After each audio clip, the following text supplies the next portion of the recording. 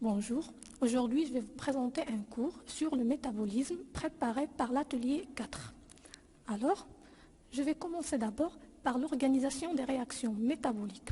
Alors, le métabolisme, c'est l'ensemble des réactions biochimiques d'un organisme qui transforme la matière et l'énergie, c'est-à-dire l'ensemble des réactions cellulaires permettant de construire et de dégrader les macromolécules.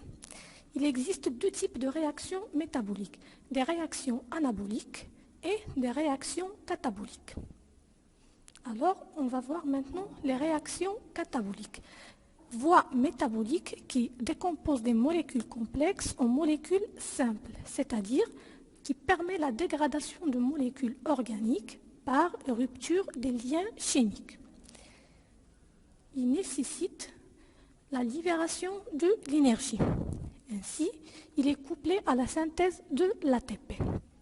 Par contre, les réactions anaboliques, voie métabolique qui synthétise des molécules complexes en réunissant des molécules simples, c'est-à-dire la synthèse de molécules organiques par création de liens chimiques, et cela nécessitant de l'énergie et couplé à l'hydrolyse de l'ATP.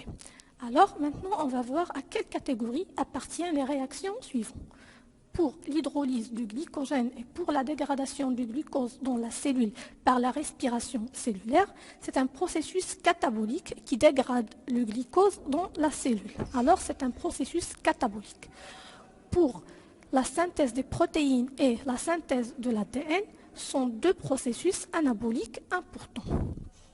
Alors, les réactions anaboliques et les réactions cataboliques sont deux réactions liées. Alors, les réactions cataboliques sont des réactions exergoniques, c'est-à-dire libèrent de l'énergie par la rupture des liaisons chimiques. Pour les réactions anaboliques, sont des réactions endergoniques, c'est-à-dire utilisent de l'énergie lors de la formation des liaisons chimiques. Les réactions anaboliques et les réactions cataboliques sont donc souvent liées. Et l'énergie libérée par les réactions cataboliques est utilisée dans le déroulement des réactions anaboliques afin de garder un équilibre. Alors, comme j'ai déjà dit, l'énergie provenant du catabolisme, c'est un processus exergonique qui libère de l'énergie. Et pour l'énergie destinée au travail cellulaire, c'est un processus endergonique qui consomme de l'énergie. Passons maintenant à l'oxydoréduction.